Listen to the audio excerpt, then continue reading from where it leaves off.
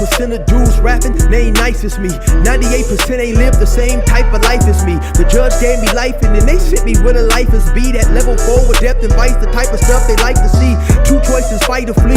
I refuse to die a chump. I never been a mark, but damn, it's scary when that riot jump. I seen dudes cry, get pumped, and some sexually brutalized. Knew a dude who lost his life and he was only doing 5 year-long racial fights when homie all you do is ride. Lonely days and nights up in a hole causing suicide. From the moment you arrive, you see the Mexican mafia, AB skinheads with big giant swastikas, pro-black philosophers, the BGF, the Kumi, and Muslims who will murk you from the nation to the Sunni. That MS was loony, quick to ride up on they rival. Even Christians went to church, hide knives up in a Bible. Political and tribal, the Crips and Damus, the Long Beach, the Hubs and the Dubs and the Grooves, the IE, the Bakersfield, the Dago Pyrus, the Hustlers quick to roll, the gangsters don't move, whatever click you choose.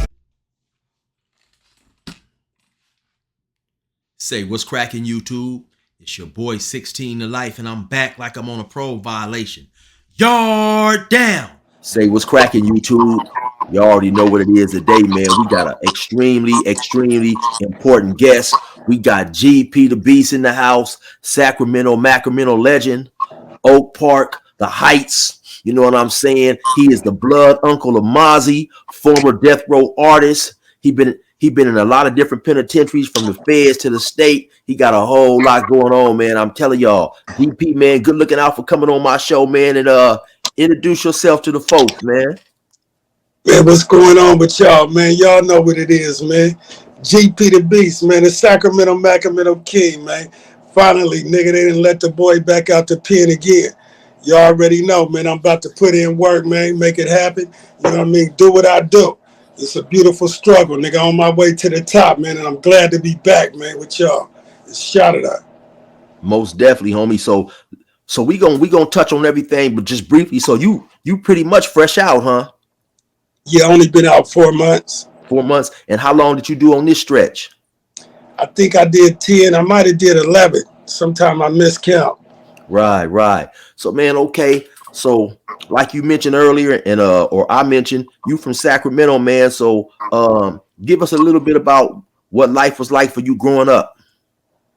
Oh, but shit, you know, typical, born poor, mama on welfare, 6 brothers and kids. Of course, I had that dream, man. I didn't want to be on welfare, man. I was tired of eating them type of meals. I was tired of eating that type of way, living that type of way. So, I jumped off the porch early and went out there and got it. I seen the pimps and the drug dealers driving by, and I said, shit, I need to get that. And I want to be like them. So, yeah, I immediately got out there, man, and, yeah, put in work. So when you say you immediately got out there, for everybody, give the viewers a general idea about what year did you hop off the porch? About how old was you? Shit, I think I probably was about 13, 14. I was hanging out in the plazas in Sacramento. You know what I'm saying? They was selling weed out there. My brother, he had left a car parked on the street, and they was about to tow it. So I called my dad and asked him, could I have his car? Because it was broke. He like, yeah, you could have it. So, man, me and my partners, we went and got some battery. You start breaking in the cars to get the battery and try to figure out how to get it going. We got it started, but it wouldn't move. A dude down the street told me, you probably need some transmission fluid. We got the transmission fluid. Next thing you know, I got a car. Now I'm hustling. You want to ride? You know what I'm saying? You got to pay gas. It costs money to ride with me. Next thing you know, we starting to sell weed. All of a sudden, I'm realizing I got this gift. I know how to flip this shit quick. I know how to get this money. I got them dreams, man. I'm trying to be like that pimp nigga I seen ride by in that Cadillac with the 5th wheel on the back, on them Zeniths and Bows. I want one of them. Next thing you know, I start flipping that weed. I start stacking that shit. One of my biggest habits became the stack. I wasn't really tripping off the cars and shit. I was, but I had created a rule in my head that I would never go broke for a car. So even though when I got the money to get the car, I ain't buy it. My rule became, don't buy the car until you can at least buy it 3 times. That became my rule from the beginning. And I kept that rule all the way through life. One of my theories was to sell my dope cheaper than the rest once I start selling crack. And nigga used to ask me, blood, you must got the plug. How you selling your dope 200 cheaper than the rest for ounces? I said, I don't know, nigga. I just figured out that if I sell it cheaper, instead of me chasing y'all gonna chase me. And even though I'm gonna make a lesser profit, when I flip it 3-4 times, I'm gonna make more than the nigga that's charging top dollar. So to answer your question, nah, it wasn't no big homies to give me this game.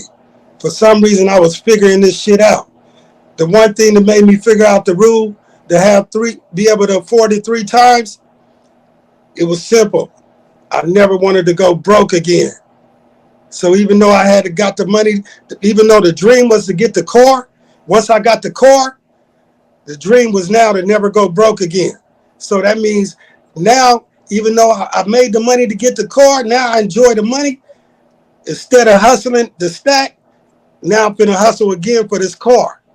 But when I get this car, I'ma still have that money.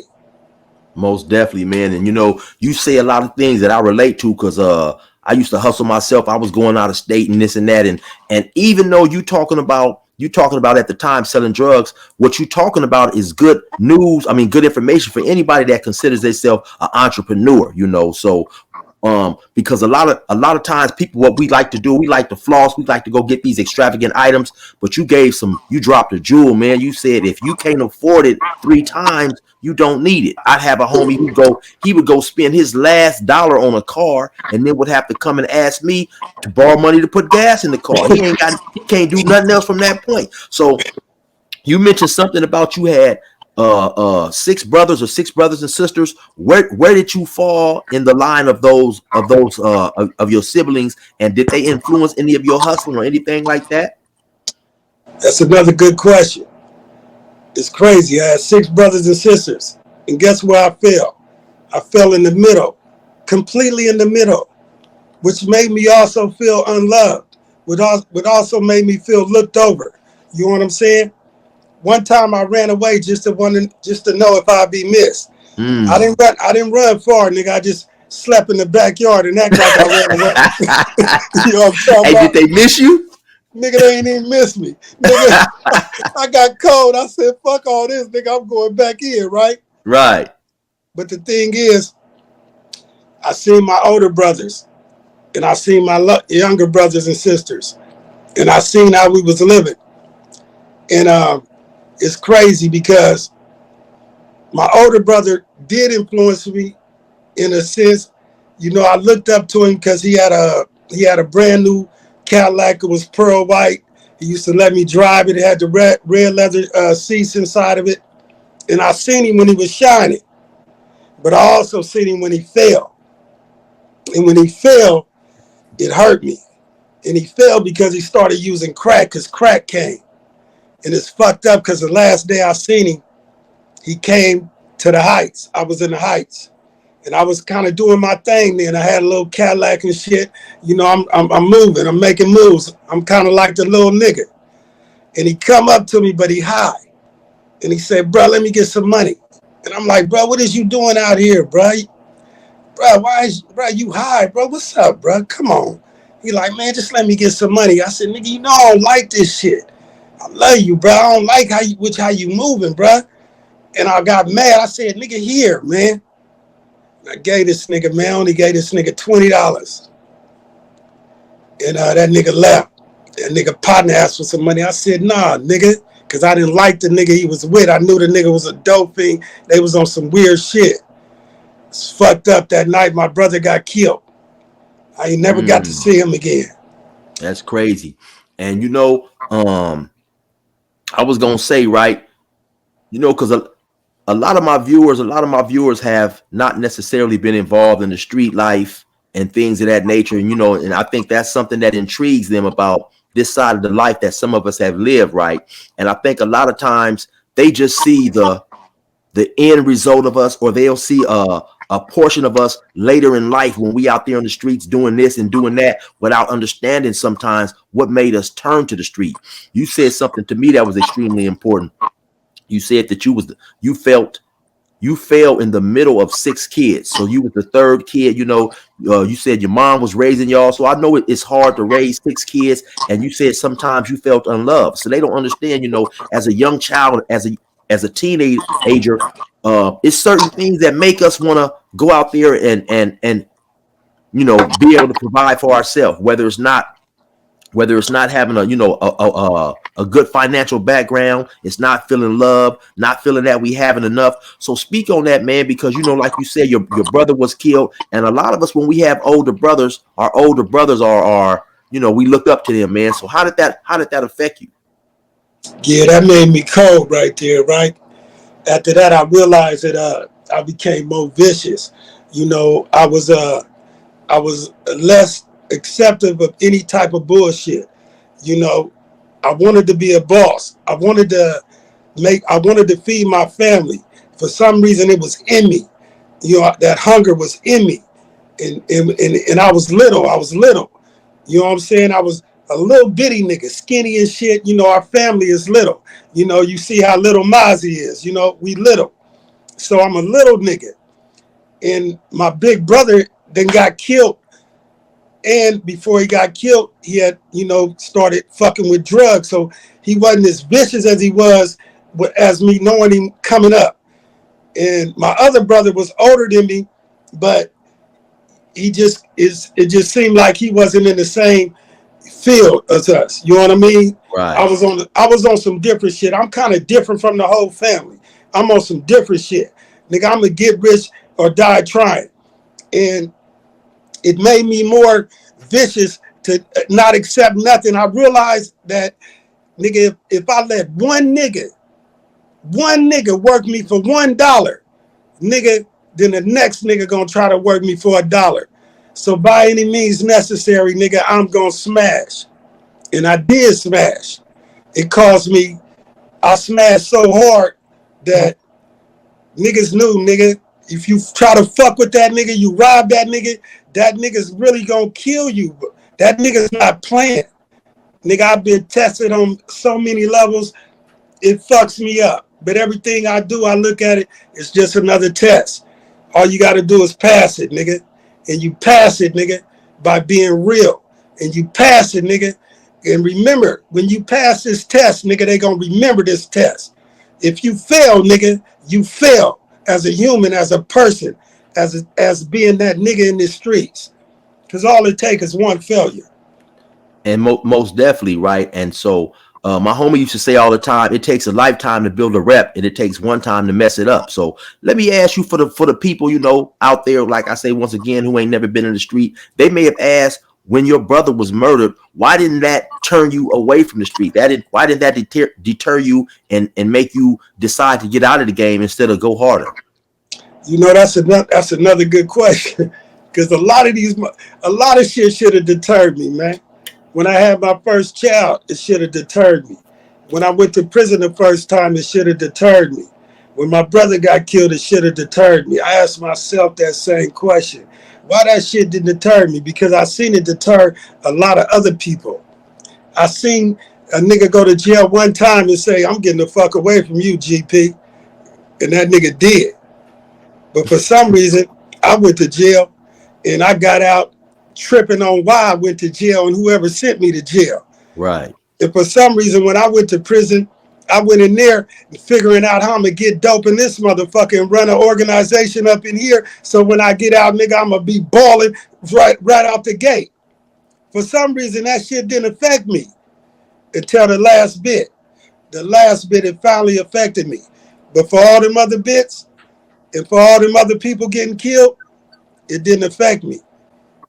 At your best moments in the streets, because you said you had all these cars and stuff. So at your best moments in the streets financially, how much you think you was bringing in a week?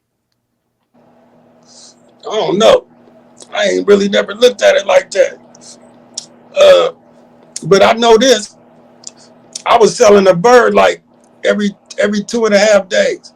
Right. Yeah. I was selling a bird every 2.5 days. Cause I was flipping a bird like every three birds like a week. So you was getting big bread back then. I was getting some good money, man. I was balling. You know, that money was coming in like crazy. And I'm a nigga that's addicted to, I'm addicted to stacking money, and I'm addicted to flipping it. You know what I'm talking about? Right. No, it's crazy because I relate myself. You know, when I was hustling and going out of state, that's what it seemed like I got high off of. You know, I don't use drugs, but it seemed like, you know, the more hundreds I saw, it was kind of like, you know, I became infatuated with it, trying to see how much money that I could stack. So I definitely relate to that. So eventually, you got caught up in a RICO case, huh, or some type of drug case that was federal. Yeah, yeah. It came to an end. It came to an end when they came with the crack law. They came with the new federal crack law. And nigga, I was one of the first niggas on the list. And they came, and they still didn't find nothing. Nigga, they ain't never found nothing on me. Nigga, I ain't never been caught with nothing in my life. Nigga, they found some dope on another nigga across the street. And that bitch ass nigga told on me. And nigga, that gave me a motherfucking conspiracy. Nigga, because they found a gun in my house. It wasn't even my house. It was in my mama's house. And it wasn't even my gun, nigga. It was my brother's gun. Nigga, but I took the rap for everything in the fucking house. Nigga, the triple beam was in the house. It had fucking powder on it. Some shit that them niggas did. Not me. Nigga, I didn't live there. Nigga, I lived somewhere else. I used to bring my shit to the Heights. But nigga, I had my shit. It was in that motherfucking garage. It was in one of them motherfucking spray cans, nigga, where you put the dope in. Yeah. And nigga, just like I do, I threw that shit on the ground like trash, nigga, like the rest of the trash that might have been in the garage. And they kicked that shit all around. Yeah, they passed up, I think they passed up 28 ounces that day of my shit. But I still went to jail, nigga, for the nigga shit across the street and my brother's gun. And for that, nigga, I got 10 years in the feds, nigga. 10 years. So that was the first time you end up doing time was you. So you went to the feds. Yeah, I went to the feds. I would have wished I would have went to the state. I'd have been like John Gotti. But shit, I still became like John Gotti in the feds. And so at this time, how old were you?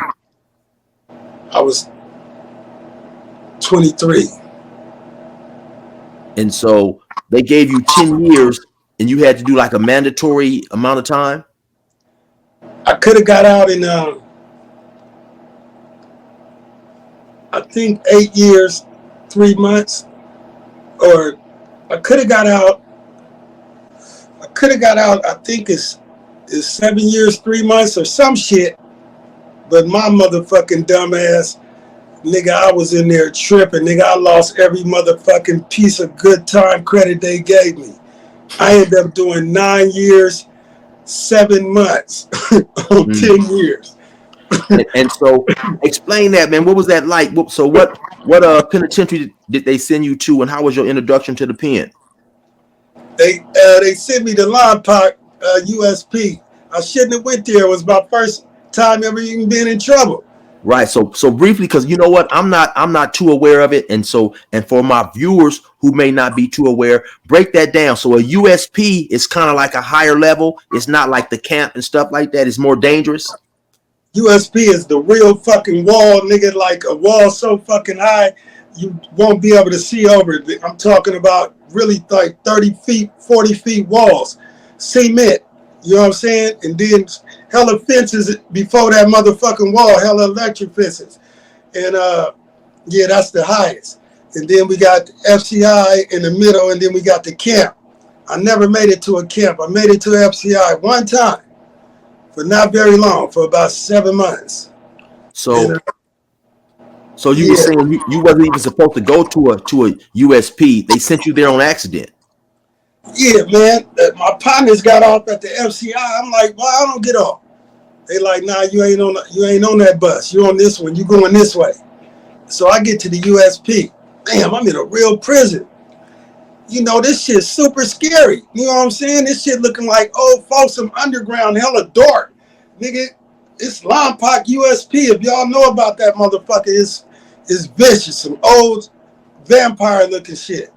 So I'm in that motherfucker. I'm a little bitty nigga. I'm skinny. Nigga, I'm short. Nigga, The nigga say the pen is, as soon as you walk in that door, you gonna be in the prison. I said, yeah. He said, you never been to prison, huh? I said, nah. One nigga looked at me though, he said, you gonna be all right. I said, okay. I walked in that motherfucker. It was bad. As soon as I walked in there, some kind of alarm went off. Nigga, nigga, the door starts shutting. Nigga, people start moving hella fast and shit. Nigga, I look, I see a motherfucker. It's a nigga stabbing a motherfucker. Nigga, I'm like, oh shit, what the fuck going on? And the crowd is moving hella fast, and these fucking lights is going on, and these gates is automatically closing because they gonna detain the situation or something, block off certain shit. Mm-hmm. Nigga, somebody I don't even know.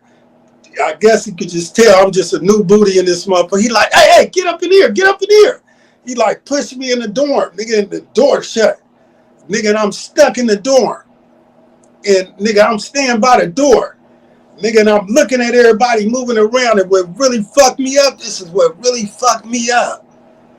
I had never seen Jamaicans before, nigga, and I never seen dreads, nigga, all the way down to a nigga dragging to it on the floor and wrapped up like that, nigga, hella matted up. I had never seen that, and these niggas was looking yoked up. Some of them was hella cut and ripped up, and I was like, ooh, these niggas is manny right here. Who is these niggas? You know what I'm saying? So I'm like, oh shit, mama help me.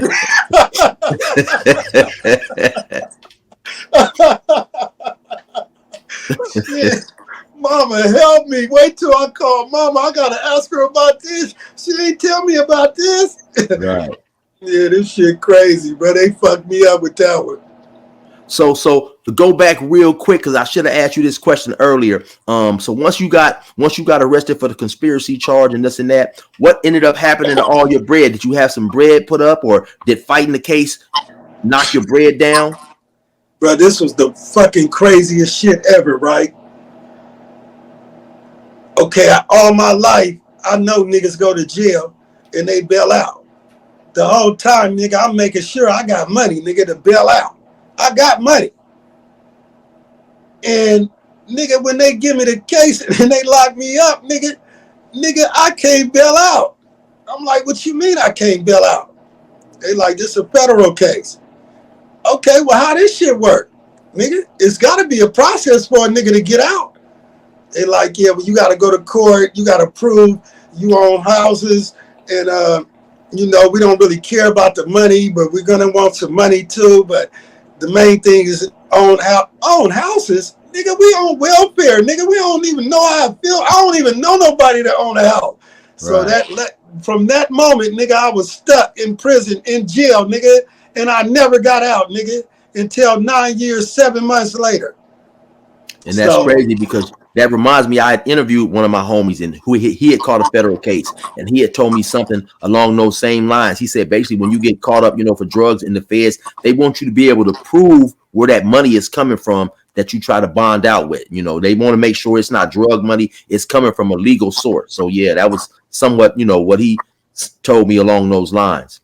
And yeah, so fucked up. You had mentioned to me, I think you said maybe the first or second day, a situation that was really traumatizing for you in prison. Can you explain that to us?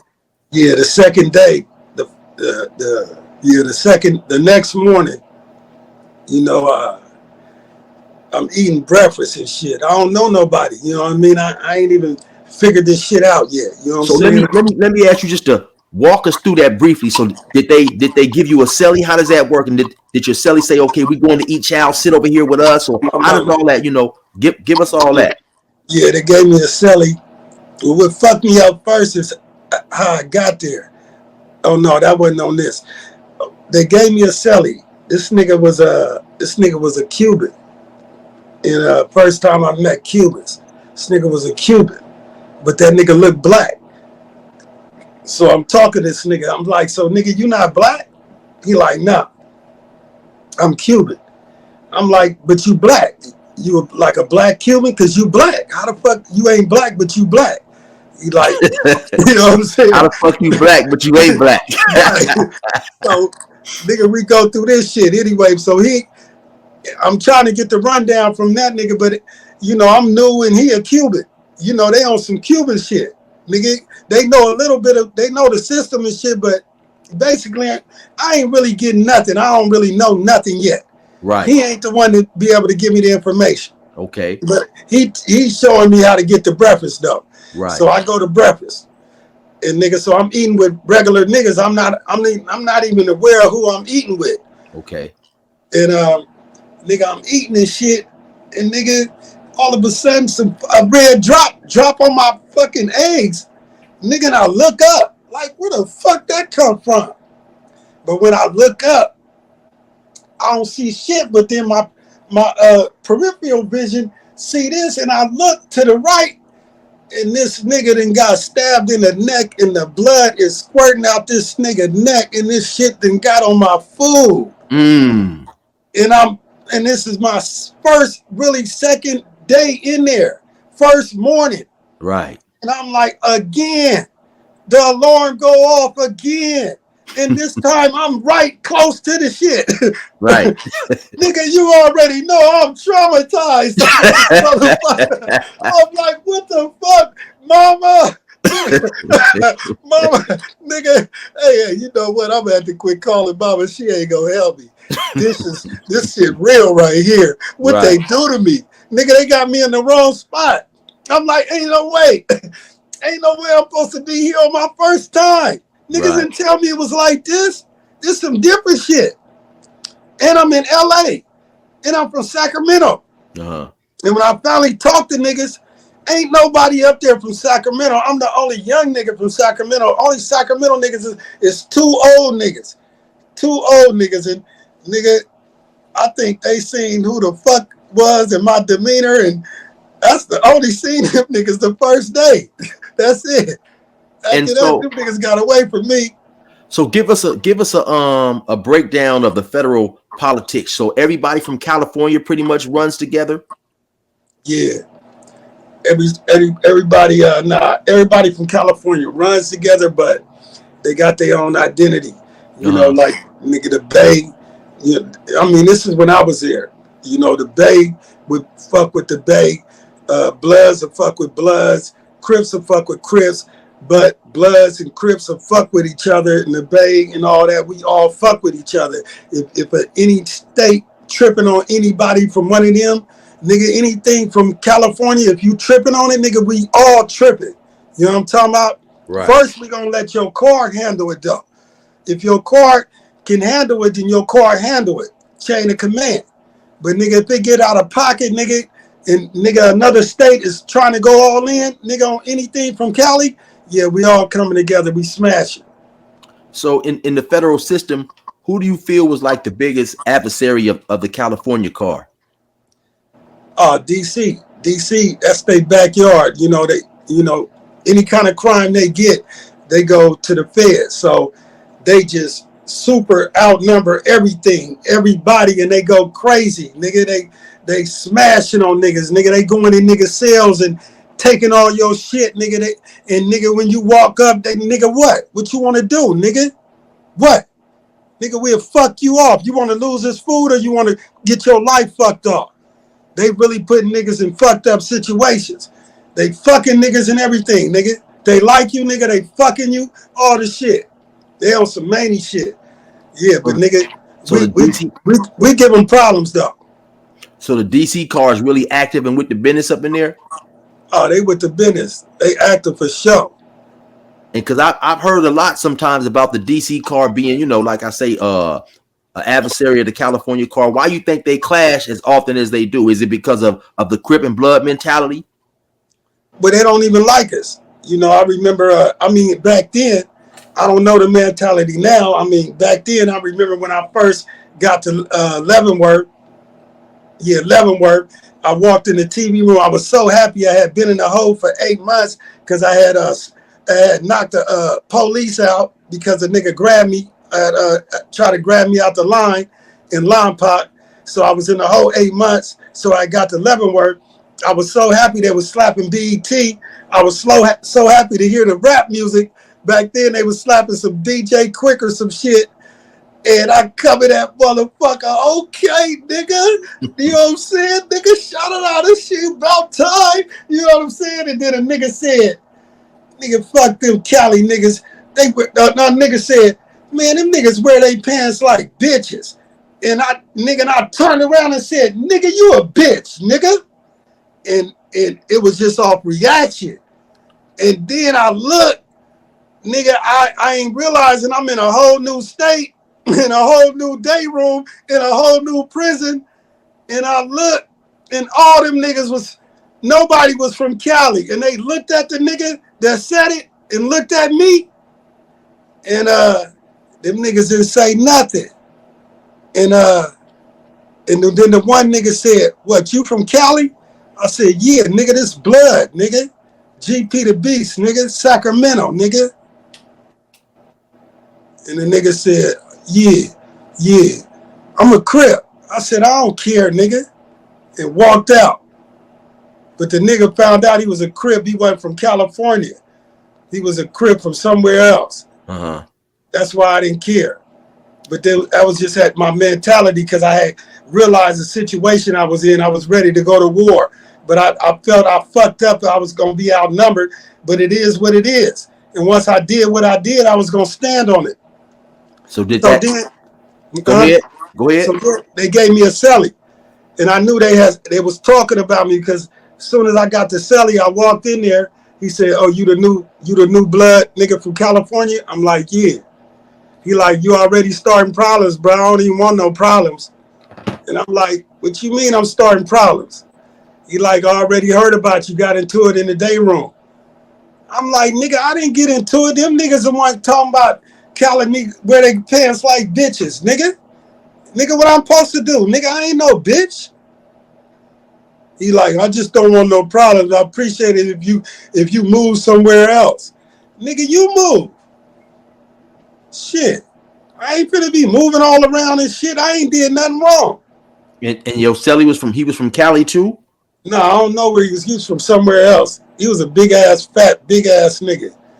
But I ended up moving though, because when the Bloods out there found out I was out there, I didn't.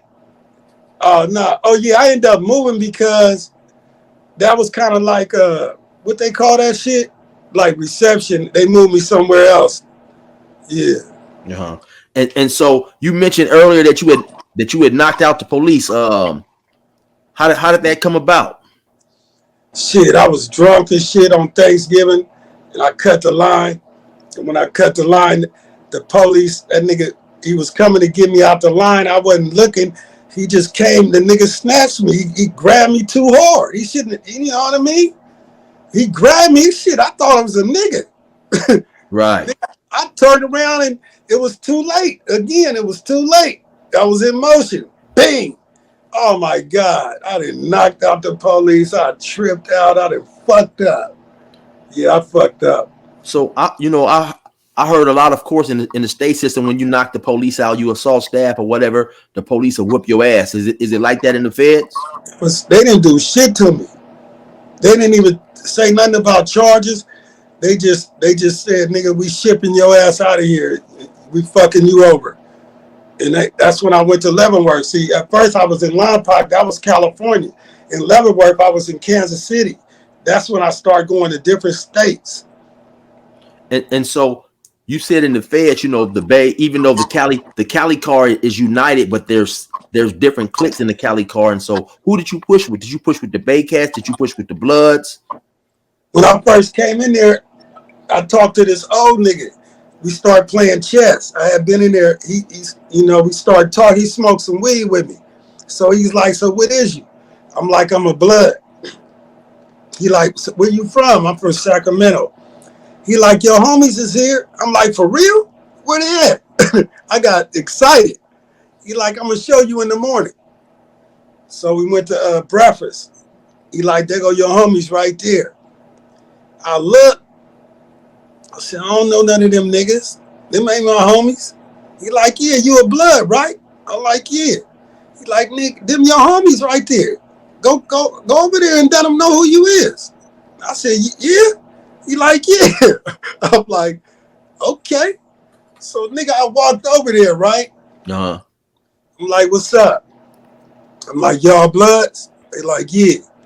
Yeah, I'm GP the Beast, man. Yeah, I'm from Sacramento. They said, Sacramento? I'm like, yeah. And they like, so what's up? I'm like, what's up? They like, shit, ain't nothing up. I'm like, shit, oh, okay, that's how we fucking with it? And I pushed off. Nigga, they was not fucking with me, nigga. Sacramento was not known at the time. Nigga, I was the first nigga. But they got to know me real quick.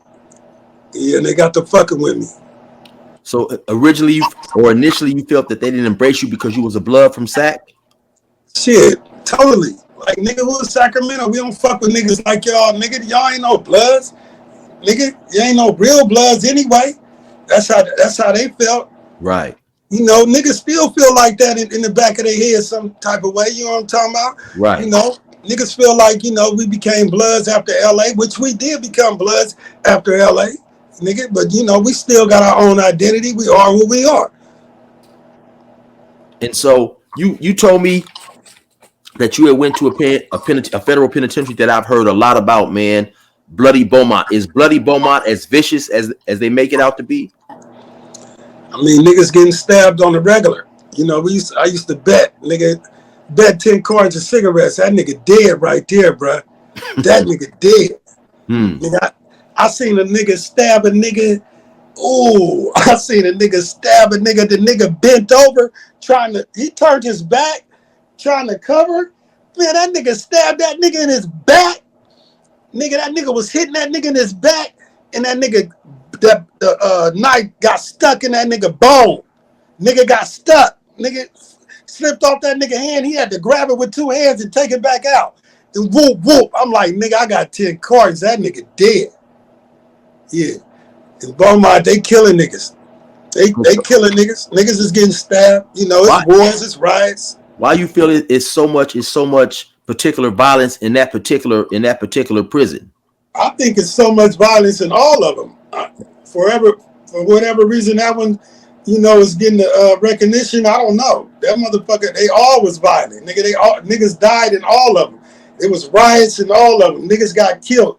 In every prison, they had a bloody something, a bloody hallway. Nigga, a bloody hallway. You go down that hallway, niggas, that's where niggas get killed.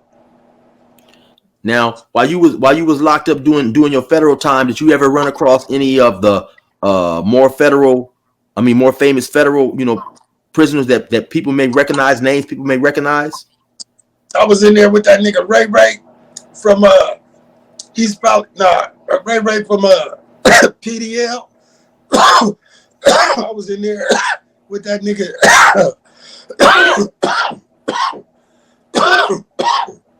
I was in there with that nigga Lil D in black. Lil D from Oakland, the real famous drug dealer. Yeah, we was in same prison. Matter of fact, me and that nigga was in Atlanta together. Atlanta USP. Black. I was in Atlanta with Black. Was that Atlanta? Yeah. Could have been Atlanta. No, I think I was in Beaumont with Black. Me and Beaumont, Black was in Beaumont with me. On everything. And you had mentioned something about you opened up ADX, or you was one of the first people to get in ADX, that underground prison in Colorado, where they held John Gotti, the Unabomber, people like that. What was that like? Shit. I was also in there, nigga, with that nigga Waterhead Bo. Nigga, I was in there with Whitey from Enterprise. Nigga, I was in there with them niggas that was robbing hella banks, nigga. I think that nigga name. Nigga, I was in there with some reputables, hella niggas, especially niggas from LA that was robbing banks. But yeah, they came and got me. I was in Atlanta. Yeah, I was in Atlanta. Yeah, I was in Atlanta with Lil D. They came and got me. Nigga, they knocked on my door. They like, nigga, roll it up, you leave it. I'm like, leaving, which, hold on, boom, boom. The nigga just walked away. Nigga, hold on, boom, what you mean? Leaving what? Roll up, what you talking about? Roll it up, man, you leaving. You be ready in an hour. Where am I going? What are you talking about? You on the list. They got a new prison just opened up, Max. It's based especially for gang members, and you on the list. And you need to be ready in 1 hour. Nigga, mind you, nigga, I got hella drugs on the whole prison. I'm selling drugs through the prison. I'm like, hey, B, come here, bro. CO, because the COs was cool. Bro, let me out, bro. If I'm leaving in an hour, let me out. I got a lot of business to take care. Let me out, bro. Nigga, let me out. Nigga, I went and got all my little shit I had on the yard, whatever I could get in that building, because other niggas was in other buildings. Nigga, and I think I came up with I think I had about 3 ounces of weed and about 2 ounces of heroin. Yeah, I had to take all that with me. You know what I'm talking about? Once I got all that cool, yeah, packed my shit, they sent me to ADX. I was one of the first niggas in that motherfucker. I was so much of the first nigga that when I walked in that motherfucker, they said, where you want to live? You could pick any building in any cell. Nigga, for real? Nigga, I'm the first nigga?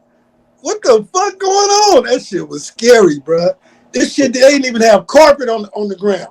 And can you describe it a little bit for us? Was it underground and all that stuff? Was it like a sensory deprivation type prison where you don't get to see nothing, or? It was raw. It was different.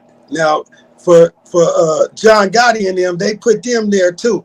You had to go underground and come up on their prison, but they was super high max. I wasn't in that one. I'm in the other high max made for the gangbanger level niggas like us. Right. You know what I'm saying? For us, the way the prison was, it had no grass. So you can't put knives in the grass. It had no grass.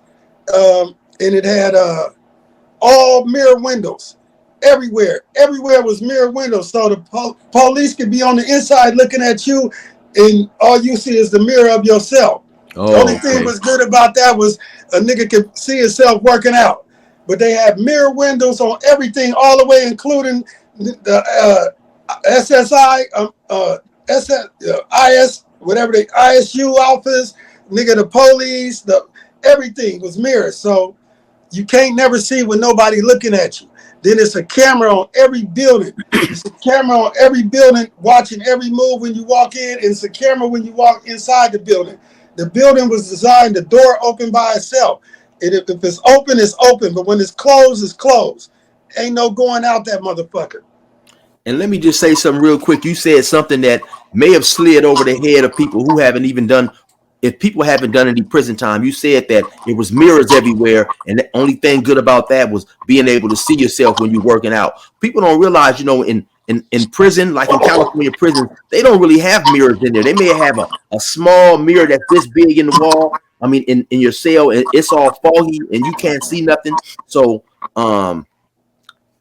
it's really even hard to describe going 10, 15 years, not even really being able to see yourself, And if you feel like you just see in your face, and like I said, it's some things that a person would have to actually been in prison to be able to relate to certain things that you're saying, But those are, like I say, just small things that go over people's heads, man. Doing 10 or 15 years and not even really, being able to look at yourself.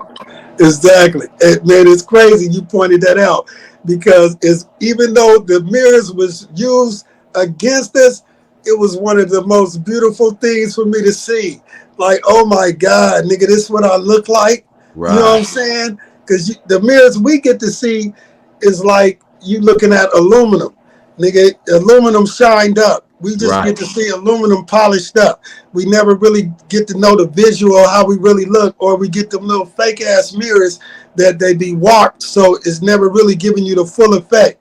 So that was really big to point that out. And you see how I pointed that out, because the beauty of it, we can work out and look at them when we cleaned up for pictures. The mirrors was everywhere. As soon as you go outside, the mirrors is everywhere. That was the security, though. That was a security measure. And, that prison was crazy. It had a tower in the middle, and a nigga with just a nigga with a gun, and when you fight, nigga, they just shoot you, and they don't. I don't think they did warning shots, but they'll yell and shit, but they shoot you. But most of the time, the motherfuckers just really let the niggas kill each other. It was crazy. They didn't really like to shoot. And after nigga they stab each other and they clean it up, nigga, they don't even tell you to go in. I mean, back when I was doing it, nigga, we didn't even have to lock down. Nigga, niggas just stand back, they clean it up, whoop whoop, nigga, and resume program. Now the only time we had to lock it down was if like it was DC and California going at it. Yeah, we locking that motherfucker down right now. We gotta ask some questions. Them crackers let me out the gate, now the pressure's on. We about to get this shit straight like a pressing comb. The wrong cat to get aggressive on. I bring the bitch up out of niggas while you think they got them dresses on. My reach long and that's the best type. To have some dirty white boys come and smoke you like a meth pipe. And leave your chest bright red like a fire truck. Kicking your mom's door at night, nigga, and tie her up. I'm wild as fuck and I'm respected by the new youth. I put this pistol in their ear like a Bluetooth. I blow their brains on their new coupe. And have red everywhere just like a function full of soup whoops. Tell your troops I deal with beef like a butcher. My 4-5 pump more guys than Ashton Kutcher. Line pusher, quick to bury your clown. Nigga, I stayed in the park like the merry-go-round. Get it? That game greasy, bitch, that game need me. Oh, you niggas don't know my name. That game greasy, bitch, that game need me. I'm out here doing my thing. That game greasy, bitch, that game need me. I swerving my own lane. That game greasy, bitch, that game need me. Nigga, ain't shit gonna change. I shook the coward on his hook cause it was hustle time. Only busted that you'll see me fucking with his Buster Rhymes. You spoken meth and doing lines like a dope fiend. Living foul, telling lies, hide behind a smoke screen. I'm trying to get rich by any means, except for turning to a bitch, being a snitch, or rocking skinny jeans. And a couple other things I disagree with. A lot of y'all tripping me, I'm sticking with this G shit. My heat spit, I get loony with the rifle. Riding by myself like I'm on a unicycle. I'm bad like Michael, no Randy, no Tito. I never been a bitch and I can put that on me though. First nigga trip, I'm on his ass like a Speedo. My 4-5 clapped and it's a rap, burrito. I leave you in a fetal position, I spark fast. I'm just trying to get green like the east side park grass. And the march don't ask if I might clap. I had life and now I'm home and they don't like that. I'm right back like I left something. Like I told your bitch to hold my dope sack and she kept something. Bet something if you think I left the strap at home. That bitch stayed with the kid like a chaperone. And I'm prone to put my mask on and spin the block. Hit my target spinning round. That's how you chase round the ops. Laying down, call the cops. Now it's lots of yellow tape. I'll never box my op unless they pay me what Canelo make. I'm a shooter boy, I blaze shit up for Carmelo's sake. Niggas talking, acting tough, but sweeter than some yellow cake. I don't take one bite, play with me, gunfight. A nigga come for me on mama's cuz he better come right. If not, seal casket, no more sunlight. Smoke shop, yeah I got way more than one pipe. You will never fuck with me, pussy you the nun type. You report shit after it happened, walk the crunch kite. I'm a mentor, war instructor, sensei. A nigga who was really in the field like Kunta Kinte. That game greasy, bitch, that game need me. Oh, you niggas don't know my name. That game greasy, bitch, that game need me. I'm out here doing my thing. That game greasy, bitch, that game need me. I swerving my own lane. That game greasy, bitch, that game need me. Nigga, ain't shit gonna change. Yeah, I kept you on the hook, cause you's a motherfucking hook. You fraudulent ass, 100-yard dash, dope fiend, Jason run fast, motherfucker. Almost got you at the AM/PM, boy. I ain't gonna lie, man, I've been watching YouTube lately. I'm watching Serena Williams so I can get the perfect backhand. So when I see you, I'ma slap the taste out your motherfucking mouth, boy. You know what you did. Fucked up, sucker. You should've told me you had a problem, Jason. I'ma get you, boy. Jason, I'ma get you, boy. Run, Forrest, run, motherfucker. Run, Forrest, run, motherfucker. Lace them tennis shoes up tight. I could've took you to Bitch, slap your ass with all my might.